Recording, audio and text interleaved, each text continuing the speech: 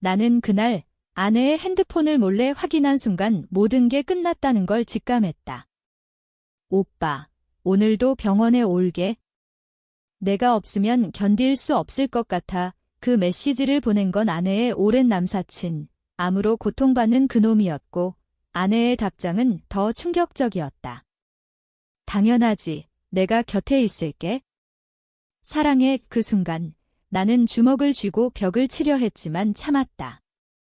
왜냐하면 이 배신의 실체를 직접 파헤쳐 그 끝을 내 손으로 마무지해야 했으니까. 우리 부부의 삶은 서울의 평범한 아파트에서 시작됐다.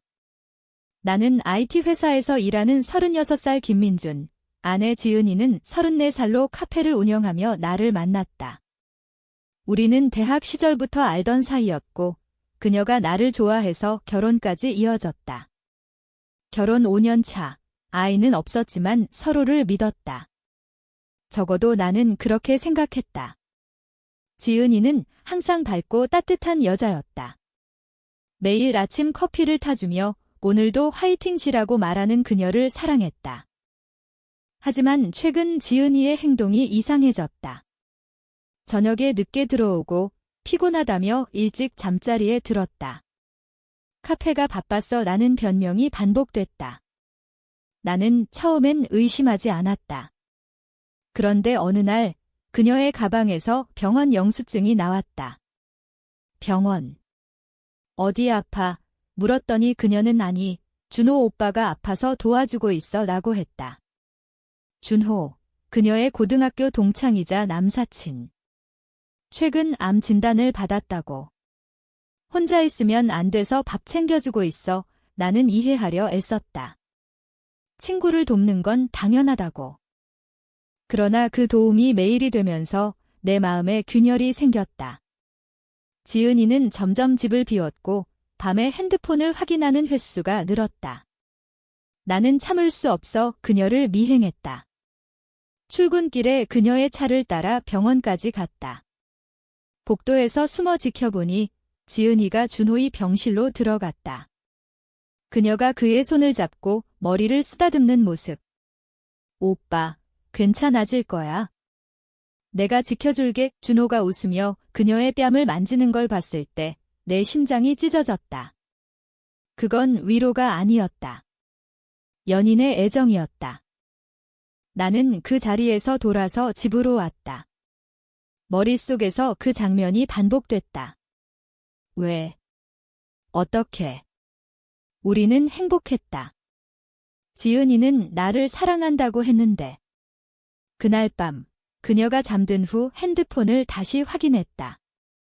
메시지함은 일부 지워졌지만 복구 앱으로 과거 기록을 파헤쳤다. 지은아, 내가 있어서 살아. 사랑해. 준호의 메시지. 아내의 답, 나도 오빠 사랑해. 민준 모르게 조심해. 그 순간 울분이 치밀었다. 배신. 이 단어가 나를 갉아먹었다.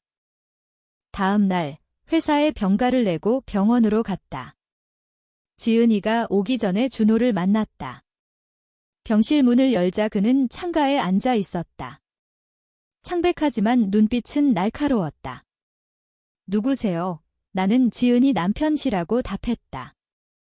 그의 표정이 굳었다. 아, 민준 씨, 나는 직설적으로 물었다. 지은이랑 무슨 사이야? 그는 친구요라고 했지만 눈을 피했다. 나는 압박했다. 메시지 봤어. 사랑한다고? 그게 친구. 그는 한숨을 쉬었다. 지은이는 나 때문에 고통받아. 당신이 그녀를 소홀히 했으니까? 그 말에 분노가 폭발했다. 소홀히. 내가 그녀를 사랑하지 않았다고 그는 지은이가 말했어요. 당신은 일만 하고 그녀를 외롭게 한다고 라고 했다. 위로. 그게 불륜의 변명인가? 나는 병원을 나서며 생각했다. 이건 단순한 실수가 아니다. 더 깊은 뿌리가 있다. 지은이의 과거, 준호와의 관계. 고등학교 때 그들은 연인이었다. 지은이가 나에게 첫사랑이었어. 하지만 헤어졌지라고 했던 말이 떠올랐다. 그게 끝이 아니었나? 집으로 돌아가 그녀를 기다렸다. 오늘 밤 대면해야 한다. 증거를 들이밀까? 아니, 더 기다려 실체를 확인할까? 내 마음은 혼란스러웠다. 사랑과 증오가 뒤섞여 밤새 잠을 이루지 못했다. 지은이가 들어오자 평소처럼 웃었다. 일찍 왔네. 나는 할 말 있어 라고 했다. 그녀의 표정이 굳었다. 핸드폰을 내밀며 기 메시지들 설명해 라고 말했다. 그녀는 창백해졌다. 민준아, 그건 눈물이 흘렀다. 미안해. 그 한마디가 모든 걸 확인했다. 배신의 시작이었다. 미안해. 그 단어가 내 귀에 메아리 쳤다. 지은이는 소파에 주저앉아 울었다. 민준아, 오해야. 준호 오빠가 아프니까 도와준 것뿐이야. 하지만 메시지, 병원 장면이 오해일 리 없었다. 나는 차갑게 말했다. 오해. 사랑한다고 쓰여 있는데? 나 모르게 조심하라고. 그녀는 고개를 저었다. 감정적으로 약해져서. 오빠가 죽을지도 모른다고 하니까 죽을지도? 그게 변명인가? 나는 쓰디쓴 웃음을 지었다. 그래서 나를 배신한 거야? 우리 5년 결혼이 그 정도로 약했어. 지은이는 울며 너는 항상 바빴어. 회사, 출장. 나 혼자였어. 준호 오빠는 나를 이해해줬어 라고 했다. 이해. 그게 불륜 이유인가? 나는 주먹을 쥐었다. 그래서 그놈이 내 곁에 있었으니까? 나 대신 그날 밤 우리는 처음으로 크게 싸웠다. 그녀는 부정하려 했지만 증거 앞에서 무너졌다. 한 번 실수였어. 하지만 로그는 몇 달 전부터였다. 이혼하자. 그 말이 나오자 그녀는 놀라 민준아, 용서해줘 라고 빌었다. 하지만 나는 이미 마음 굳혔다. 상처가 너무 깊었다. 다음 날 변호사를 만났다. 서울법률사무소에서 이혼 절차를 논의했다. 증거 확실하니 유리할 겁니다. 변호사의 말에 고개를 끄덕였지만 속으로는 갈등했다. 지은이를 정말 놓아줄 수 있을까? 결혼식 날 그녀의 미소가 떠올랐다. 하지만 이제 그 뒤에 거짓이 보였다. 준호를 다시 만났다. 카페에서. 그는 지은이를 놓아줘. 나랑 행복할 수 있어 라고 했다. 나는 행복. 내 병 때문에? 이용하는 거지 라고 대꾸했다. 그는 진심이야. 지은이는 원래 내 거였어 라고 했다. 그 말에 분노가 치밀었다. 내 거. 그녀는 나랑 결혼했어. 그는 너가 그녀를 행복하게 못했으니까 라고 비아냥거렸다. 나는 지은이의 과거를 파헤쳤다. 고등학교 친구들을 수소문했다. 한 친구가 준호 오빠는 지은이 첫사랑이었지? 헤어진 후에도 연락했대 라고 했다. 또 다른 친구 병난 후 지은이가 자주 갔어 라고. 의심이 커졌다. 지은이는 정말 도와준 것뿐일까? 집에서 그녀를 관찰했다. 그녀는 울며 사과했지만 핸드폰을 몰래 확인하는 걸 봤다. 준호에게 민준이가 알아. 어떻게 해? 답장 걱정 마어 내가 해결할게. 해결? 무슨 뜻? 준호의 병력을 조사했다. 친구 통해 기록을 알아봤다. 암이지만 회복 가능성 높았다. 그런데 왜 죽을지도라고 과장했나? 속임수였다. 그는 병을 이용해 지은이를 끌어들인 거다. 분노로 떨었다. 그날 저녁 지은이에게 준호 병, 진짜 아픈 거 맞아? 라고 물었다. 그녀는 당황 무슨 소리야? 나는 증거 보여줬다. 회복률 80%야. 그녀는 울었다. 오빠가 과장했어. 나를 붙잡으려고. 싸움은 격렬해졌다.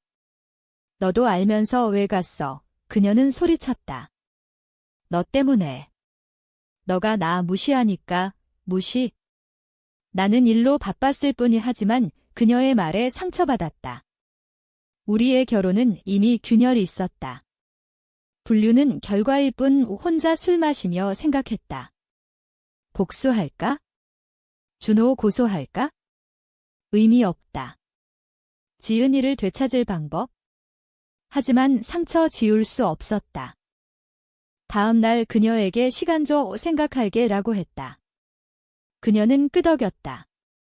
하지만 내 마음은 이미 떠나고 있었다. 밤에 독백했다. 이 대신 어떻게 끝낼까? 용서. 아니면 끝. 혼란이 나를 삼켰다. 시간 준다고 했지만 마음은 소용돌이었다. 지은이는 집에서 기다렸고 나는 회사에서 늦게까지 일했다. 그녀 얼굴 보는 게 고통스러웠다. 밤 되면 과거 추억 떠올랐다. 첫 데이트, 한강 산책. 그녀 웃음소리. 왜 이렇게 됐나?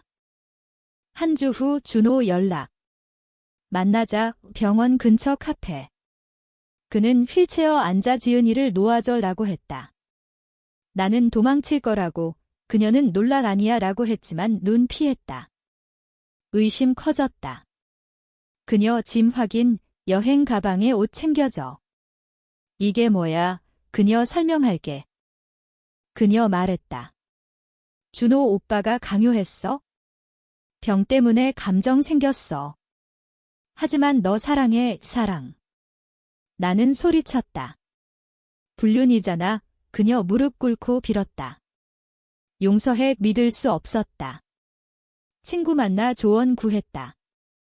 이혼에 동의했지만 갈등했다. 지은이 잃고 싶지 않았다. 준호 만나 끝내? 안 그러면 고소라고 했다. 그는 증거 없잖아 라고. 녹음기 켜두었다. 그의 자백 녹음. 집에서 지은이에게 들려줬다. 강요했다고? 그런데 왜 사랑해? 그녀 무너졌다. 약했어. 우리는 밤새 이야기. 그녀 과거, 준호 첫사랑, 나와 결혼 후 무관심. 외로웠어. 나 반성했다. 나도 잘못 있었다. 하지만 용서 못했다. 이혼 서류 준비. 그녀 기회 줘. 집 나왔다. 호텔에서 머릿속 그녀 얼굴. 사랑과 한 뒤섞였다. 한 달 후 소송 시작. 법정에서 지은이 울었다. 용서해. 차갑게 대했다. 준호 증인 지은이 나 사랑해. 녹음 제출. 법정 소란. 지은이 충격죄. 소송 중 지은이 찾아왔다. 준호 날 속였어. 그녀 증거 가져왔다. 준호 다른 여자 메시지. 그는 바람둥이, 이용당한 거였다.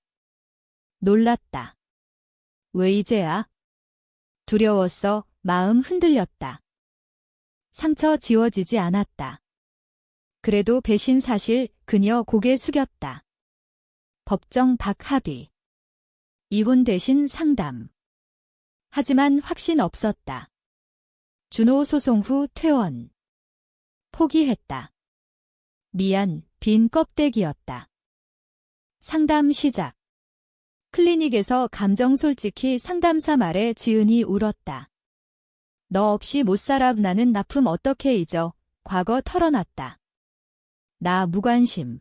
그녀 외로움. 준호 속임수. 상담 중 그녀 준호 이용했어.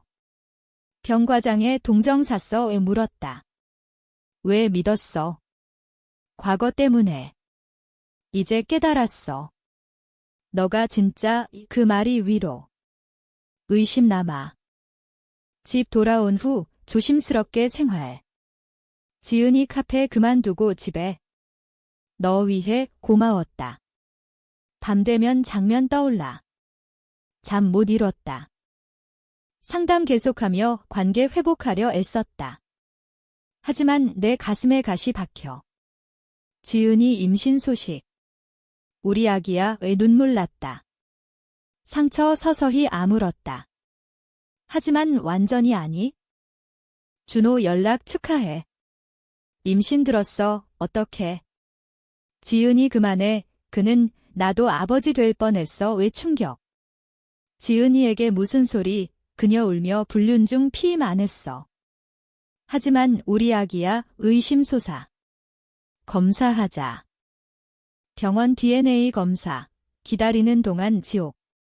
준호 아기라면 결과 내 아기.